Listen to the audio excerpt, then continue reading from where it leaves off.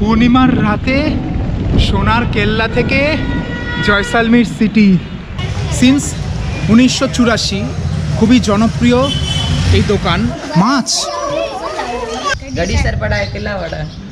এ তো আর ওই অ্যামিউজমেন্ট পার্কের ওই একটুখানি পুকুর না। এই গরমে কষ্ট হচ্ছে না।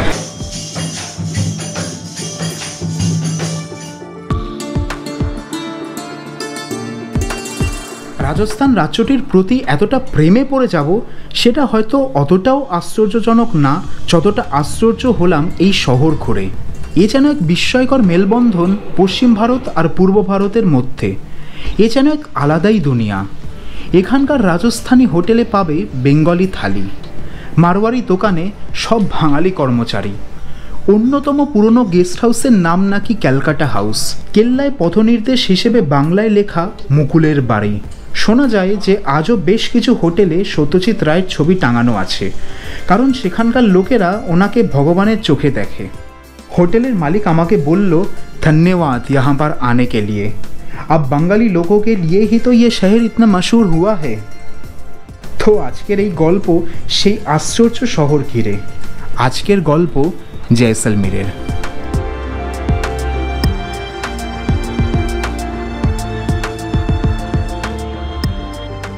নমস্কার বন্ধুগণ, আর স্বাগত আমার চ্যানেলে রাজস্থান ট্রিপের আর একটা নতুন ভিডিওর সাথে। তো আমরা যে হোটেলটায় আছি সেটার নাম হচ্ছে হোটেল দিলপার সাফারি। কম দামে ভালো রুম পেতে চাইলে এটা খুব ভালো অপশান।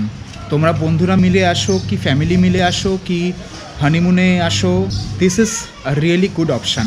ফোর্টের একদম কাছে, এখান থেকে ফোর্ট ওয়াকিং ডিস্টেন্স। তবে বলে রাখি রুম কিন্তু সীমিত, তাই আমি সাজেস্ট করব একটু অ্যাডভান্সে বুক করলে সেটা বেটার হবে, স্পেশালি পিক সিজনে।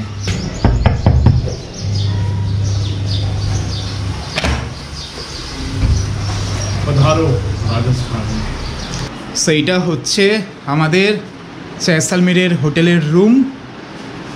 ডাবল বেডরুম, কিং সাইজ, সাথে এসি আছে, ক্লিন বাথরুম, এইদিকে বারান্দা আছে অ্যান্ড এইদিকে জানলা। Super room. জয়সালমীরের তীব্র গরমকে উপেক্ষা করে মাথায় ব্যান্ডানা আর চোখে সানগ্লাস পরে আমরা বেরিয়ে পড়লাম সড়কে। মশাই আমরা ভ্লগার মানুষ, তাই হোটেলের শীতল ঘরে বেশিক্ষণ মন টেকে না। তার উপর পেটে তখন ছুঁচোরা দল মেরে ডন মারছে, তাই কেল্লার দিকে পা না বাড়িয়ে বরং আমরা হাঁটা লাগালাম উল্টো দিকে RSRTC বাস স্ট্যান্ডের দিকে। হাতে ক্যামেরা দেখে কৌতূহলে ছোট তুই ভাই এগিয়ে এলো আমার সাথে গল্প করতে। তোমার ঘুমনে কা क्या क्या जगह है फोर्ट छोड़ के? हाँ गड़ीसर पड़ा है, किला पड़ा है। আচ্ছা, RSRTC বাস স্ট্যান্ডের চৌমাথায় তোমরা রকমারি খাবার হোটেল পেয়ে যাবে। এলাকার মানুষদের পরামর্শে আমরা লাঞ্চের জন্য সিলেক্ট করলাম রাজস্থানী রেস্টুরেন্ট। শুরুতেই বলে রাখি এই রেস্টুরেন্ট হলো পুরোপুরি নিরামিষ, তবে মেনুতে কি দেখছি এখানে বেঙ্গলি থালিও পাওয়া যায়। আবারও প্রমাণ পাওয়া গেল যে এই শহরে বাঙালি পর্যটকদের কোনো কমতি নেই। এখানে ধাবাটায় বা রেস্টুরেন্ট চাই বলো, এয়ার কুলার চলছে যেমন দেখতে পাচ্ছ। তো তার সামনেই বসেছি, টু বিট দ্য হিট, তাই একটু সাইড করে আলাদা করে ভয়েসটা দিচ্ছি, নয়তো হাওয়ার আওয়াজে শুনতেই পারবে না। তো এনিওয়েজ লাঞ্চ এসে গেছে, দেখো তোমরা। তো সুরজ নিয়েছে হাফ প্লেট জিরা রাইস, আমি নিয়েছি একটা প্লেন তন্দুর নান। এখানে দুরকম হয়, একটা উইথ বাটার আরেকটা হচ্ছে প্লেন। আর এছাড়া আমরা নিয়ে নিয়েছি একটা ফুল প্লেট ডাল ফ্রাই আর এক প্লেট সেফ টমাটার। একটা জিনিস আমি লক্ষ্য করলাম, আমি প্লেন নান দিতেই বলেছিলাম, ওনারা দেখলাম বাটার দিয়েছে। এই বাটার রিচ খেয়েও এই গরমে কষ্ট হচ্ছে না। আর ডাল ফ্রাইটা এটা মেনশন করতেই হবে, 3 রকম ডাল দিয়ে করা হয় এই ডাল ফ্রাই, মুসুর ডাল, মুগ ডাল আর অরহর ডাল। বেশ ঘন দারুণ খেতে লাগলো ডালটা। আমরাও কলকাতায় ডাল ফ্রাই খাই, বাট এখানে স্পাইসেসের ফ্লেভারটা একটু হিট করছে, ঝাল একদমই না, একদম পারফেক্ট ব্যালেন্স। ডাল ফ্রাইটা খেতে বেশ ভালো ছিল। আর টমেটোর প্রিপারেশনটা দিয়ে তো ভালো মতো টমেটোর ফ্লেভার পাওয়া যাচ্ছে। এই ডিশটা কিন্তু রুটি দিয়ে খেতে দুর্দান্ত লাগবে সত্যি। আমরা ভোজন রসিক বাঙালি, আমাদের ননভেজ খেতে ভালো লাগে, বাট এখানে এসে এগসে বার্গার এগ এক একটা ভেজ আইটেম যা সুস্বাদু খাচ্ছি, সত্যি ননভেজ খাওয়ার ইচ্ছাই করছে না। দারুণ লাগলো খেতে। মধ্যাহ্ন ভোজ সেরে আমরা হাঁটা লাগালাম হনুমান সার্কেল রোড ধরে। না না না না, খাবার হজম করার জন্যে না, যাওয়া সেটারও দরকার ছিল ঠিকই, তবে প্রধান কারণ হলো বাস বুকিং করা, যার অফিসটা এই রেস্টুরেন্ট থেকে 1 কিলোমিটার দূরে হনুমান চৌরাহাতে। এখানে ছোট থেকে ছোট দোকানেও সব জায়গায় ইউপিআই পেমেন্ট অ্যাকসেপ্ট করে, যে জিনিসটা কলকাতায় কিন্তু আমি দেখিনি। কলকাতায় আমি নাম বলবো না, অনেক জনপ্রিয় বড় জায়গাতেও দেখেছি তারা ক্যাশ ছাড়া ডিল করতেই চায় না, যেটা খুবই আশ্চর্যজনক, ইনকনভিনিয়েন্ট বলা যেতে পারে। তো আমাদের বাস বুকিং করার ছিল, তো কালকের যে বাসটা যাব সেই বাস বুকিংটা করে নিয়ে আমরা 1 কিলোমিটার মতো শহরের মধ্যে দিয়ে হেঁটে পৌঁছে গেছি গাডিসার লেক। তো অর্ক এখন নিজের পায়ে ছাল উঠে গেছে, তাই ব্যান্ডেজ লাগাচ্ছে। উডল্যান্ডসে এত 5,000 টাকা জুতো পরার পরও ছেলের পায়ে যদি ছাল উঠে, তাহলে এত খরচা করে জুতো কেন? বাংলা একটা কথা আছে না, কুকুরের পেটে ঘিস হয় না। দেখে নিন সবাই, কুকুর ব্লগিং করছে আজকাল। হ্যাঁ, মানুষের দেখা দেখি কুকুররাও শুরু করেছে। হাসি ঠাট্টার মাঝে আমরা পা বাড়ালাম গাডিসার লেকের দিকে। জয়সালমীর শহরের অন্যতম প্রধান আকর্ষণ হচ্ছে এই ঝিল। 1156 সালে জয়সালমীরের প্রতিষ্ঠাতা মহারাজ রাওয়াল জয়সাল গড়ে তুলেছিলেন এই ঝিল, যাতে এই শহরবাসীরা জল পেতে পারে। আর নিজের নামে উনি এই লেকের নাম রেখেছিলেন জয়সালসার লেক। আজকের দিনে এই ঝিলকে জল সরবরাহ করে ইন্দিরা গান্ধী ক্যানেল। হ্যাঁ, সেই ইন্দিরা গান্ধী ক্যানেল, যার উল্লেখ আমি আগের ভিডিওতে করেছিলাম। তাই সারা বছরই জলে ভরা দেখতে পাওয়া যায় এই লেককে। 1367 সালে মহারাজ গডসি সিং ভাটি পুনর্নির্মাণ করে এই ঝিলের। আর জয়সালসার লেক থেকে নাম বদল করে উনি নিজের নামে এই লেকের নাম রাখেন গাডিসার সাগর লেক। নাইস, ঠিক আছে, নট ব্যাড এট অল। খুব খাসা লেক এটা। মাছ পিল করে মাছ।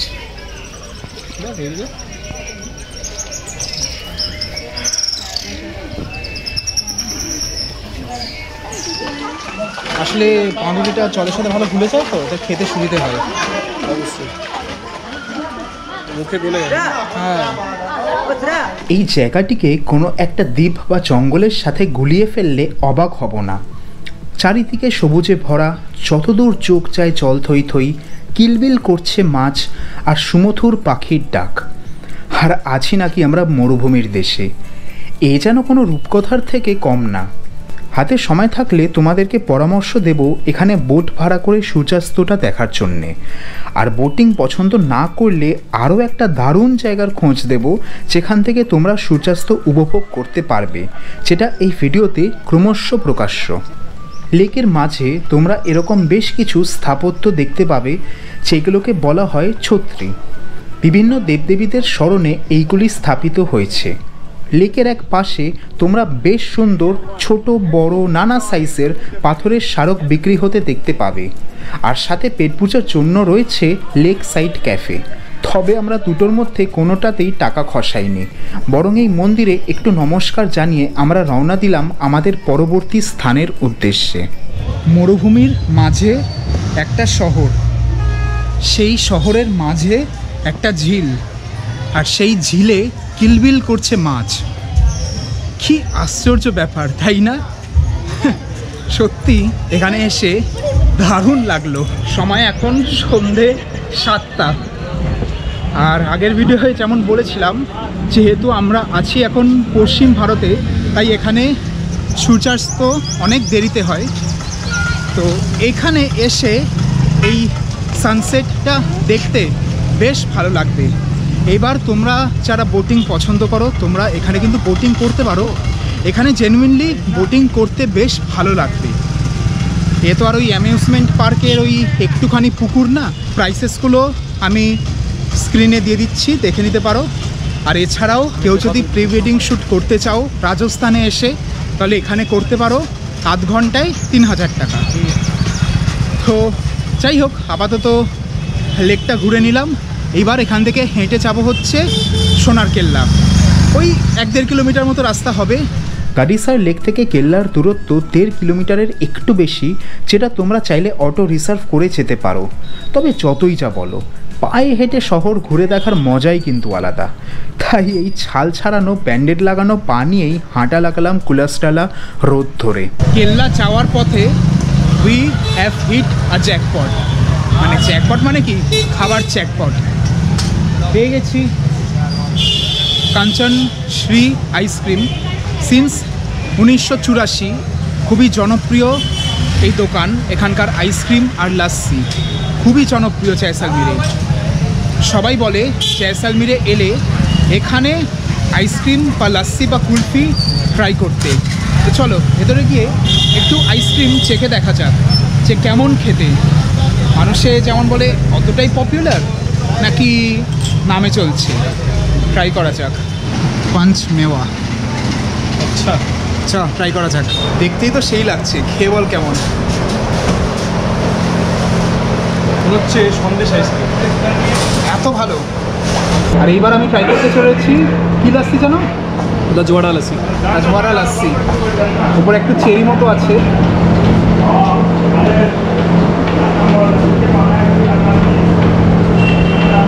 প্রথমে একটা মিষ্টি হিট করছে, তার সাথে না সাথেই লাস্সির টক ফ্লেভারটা ভালো মতো হিট করছে। এক একটা বাইটে মুখে হিট করছে, নয় কাজু, নয় কিশমিশ, নয় আমন্ড, টুটি ফ্রুটি, তাই তো? আগেরটার থেকে আরও বেটার ইয়েস করেছে। আরও আরে ঠিকঠাক মিষ্টি আছে, ওদের একটু মিষ্টি কম বাট এক্সপেক্টেড, বাট ওটা খুব জেনুইনলি ভালো খেতে। বাট এটা অন্য লেভেলের। দামগুলো শুনলে অবাক হয়ে যাবে। রাজওয়াড়ি লাস্সি 80 টাকা, পাঞ্চ মেওয়া 40 টাকা, টুটি ফ্রুটিটা 20 টাকা, মাওয়া মানে খোয়া ক্ষীর মালাই কুলফি 20 টাকা দাম। ভাবা যায়? পুরো সেই যে হয় না কনডেন্সড মিল্ক মেড নাকি সে পাওয়া যায়, পুরো সেই ফ্লেভারটা এত কম দামে, এত অস্বাভাবিক ভালো খেতে, অবিশ্বাস্য। জয়সালমীর এলে এই দোকানটায় ভিজিট করো তোমরা, ডেসক্রিপশন ডিটেলস দিয়ে দিচ্ছি। ফ্যান্টাস্টিক। তাপমাত্রা যখন 40 থেকে 45, তখন কাঞ্চন আইসক্রিম করোনা মিস। দামে কম মানে ভালো। এই আইসক্রিম খেতে তো মিষ্টি বটেই, তবে যেটা আরও বেশি মিষ্টি লাগলো সেটা হচ্ছে যে এই দোকানের বেশিরভাগ কর্মচারী বাঙালি। কারুর বাড়ি মালদায় তো কারুর মেদিনীপুরে। বাংলার সুদূরে বাঙালি এই ভাইদের সাথে আড্ডা মারতে খুবই ভালো লাগছিল ঠিকই, তবে হাতে আমাদের সময় ছিল কম। আর সোনার কেল্লা দেখা তখনও বাকি, তাই গুগল ম্যাপের সাহায্যে এই গলিগালা দিয়ে আবার হাঁটা লাগালাম আমরা। 90 দশকের বলিউড মুভিগুলোর হ্যাপি এন্ডিংয়ের মতোই আমার এই ভ্লগের হ্যাপি এন্ডিংয়ের জন্যে আমরা ফাইনালি পৌঁছালাম সোনার কেল্লা। রূপলি পর্দার অভিনেতাদের মতো বিনোদন আমি কোনোদিনই হয়তো তোমাদের দিতে পারবো না, তবে আমার চ্যানেলের এই ভিডিওগুলো দেখে তোমাদের সময়টা একটুও ভালো কেটে থাকলে সেটাই হবে আমার কাছে বড় প্রাপ্তি।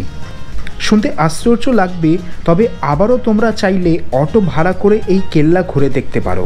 হ্যাঁ, আমিও প্রথমে অবাকই হয়েছিলাম এটা দেখে যে কেল্লার মধ্যেই স্কুটার, অটো, ছোট হাতি, গাড়ি সবই যাতায়াত করছে।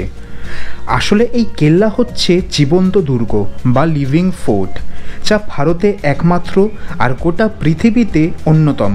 অর্থাৎ এই কেল্লার মধ্যে আজও জয়সালমীর শহরের 1/4 লোকের বসবাস।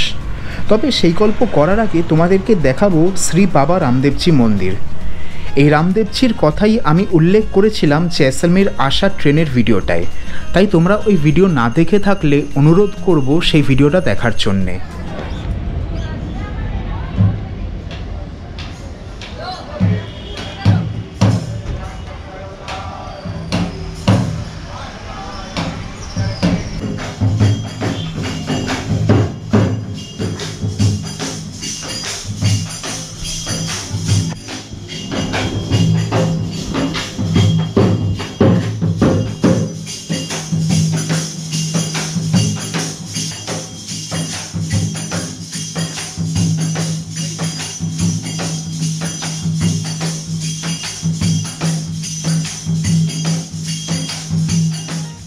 এক সময় জয়সালমীরের সব মানুষই বাস করতেন এই কেল্লার ভিতরে, কারণ কেল্লার বাইরে চারিদিকে ছিল শুধু ধুধু মরুভূমি।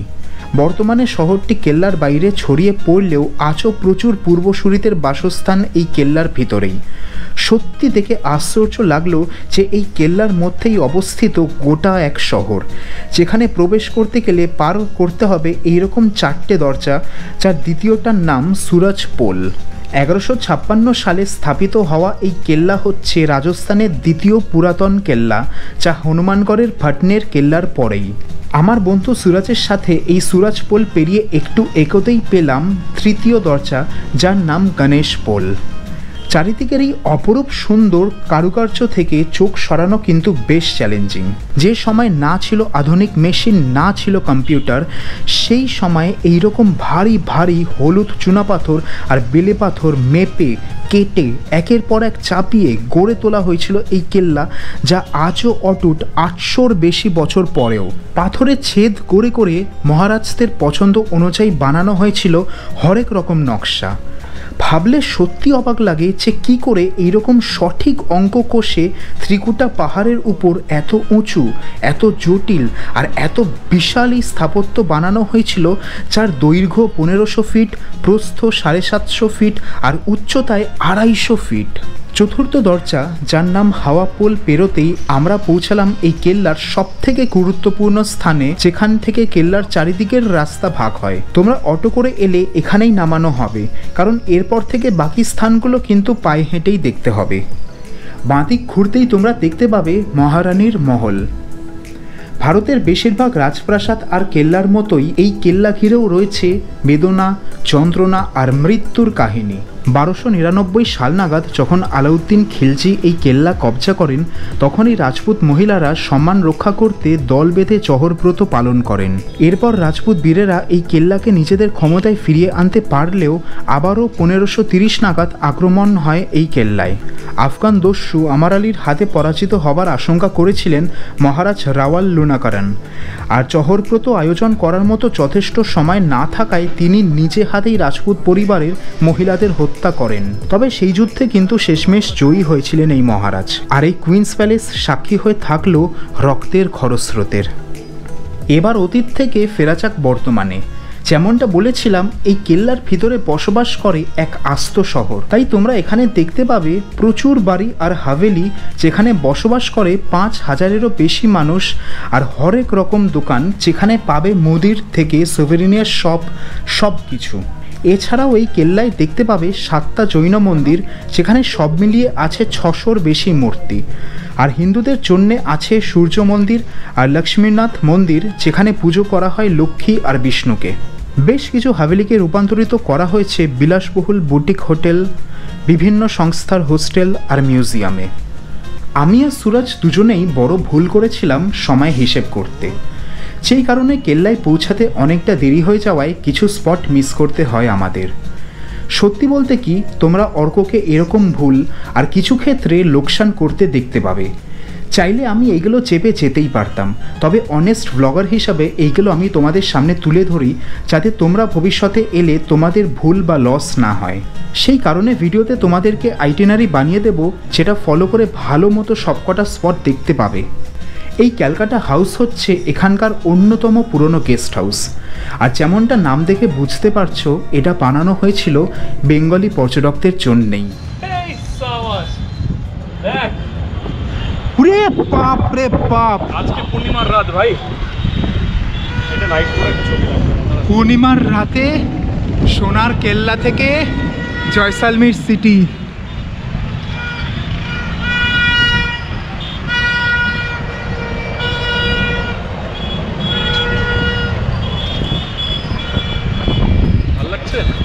এটা হচ্ছে cannon and city view point. এই স্থানে দাঁড়িয়ে গোটা জয়সালমীর শহরকে দেখতে পাওয়া যায়, আর পূর্ণিমার রাত হওয়ায় আলাদাই মায়াবী লাগছিল এই দৃশ্য। যতই চেষ্টা করি এই অপরূপ সুন্দর ভিউটাকে ভাষায় প্রকাশ করা অসম্ভব। এই গোটা শহরটা আলোয় সজ্জিত, দূরে মরুভূমির অন্ধকার, একদিকে বিশাল এই কেল্লা আর অন্য একদিকে জয়সালমীর এয়ারপোর্ট, যেখান থেকে সেই মুহূর্তে টেক অফ করছিল একটা ফ্লাইট। স্থানীয় একজনের থেকে খবর পেলাম যে কলকাতা থেকে জয়সলমীর অবধি সরাসরি ফ্লাইট চালু হওয়ারও কথা চলছে। তোমরা চাইলে গাড়িসার লেকের বদলে এখানে এসেও সূর্যাস্তটা উপভোগ করতে পারো। অন্ধকারের জন্যে সেদিন দুটো জিনিস ক্যামেরা বন্দি করতে পারিনি। এক হচ্ছে এই ক্যানন, যা এই সিটি ভিউ পয়েন্টেই পাবে, আর দ্বিতীয় হচ্ছে মুকুলের বাড়ি।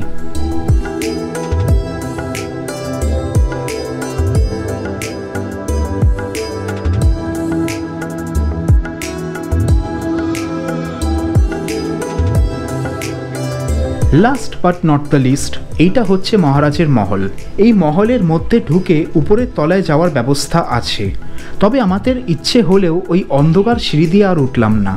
না না না না, ভূত প্রেতে ভয় নেই আমাদের। আসলে পাশের দোকান মালিক বললেন যে অন্ধকারের পর নাকি ট্যুরিস্টদের যাওয়া নিষিদ্ধ, তাই আইনকে সম্মান করে আমরা পিছুপা হলাম। তোমরা এখানে এলে অবশ্যই দিনের আলো থাকতে এসো। এবার তোমাদেরকে বলি যে তোমাদের আইটিনারিটা কেমন হওয়া উচিত। এক কথায় আমরা যেটা করলাম তোমরা ঠিক তার উল্টোটা করো। স্নান আর ব্রেকফাস্ট সেরে নিয়ে তোমরা কেল্লা থেকেই সাইট সিইং শুরু করো। পুরো কেল্লা ঘোরা শেষ করতে করতে দুপুর হয়েই যাবে। তারপর কোনো এক রেস্টুরেন্টে লাঞ্চ সেরে নিয়ে তোমরা পৌঁছিয়ে যাও গাড়িসার লেকে।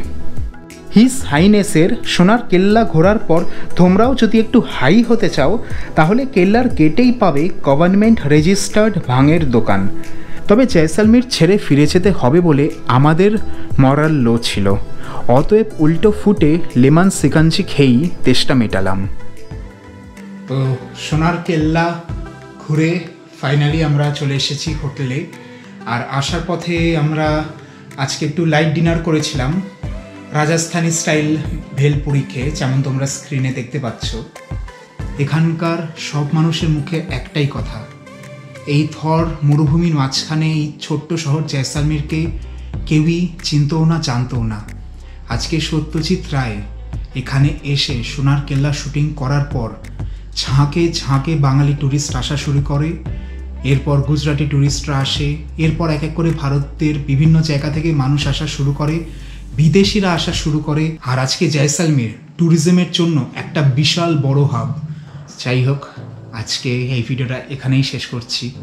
কালকে বুকে পাথর রেখে এই সুন্দর শহরটাকে বিদায় জানিয়ে এগিয়ে যাব আরেক সুন্দর রাজস্থানের শহরের উদ্দেশ্যে। কালকে হতে চলেছে একটা দারুণ এক্সাইটিং ডে। সেই ভিডিওগুলো আসবে পরের সপ্তাহে। So till then, good night, take care, bye by.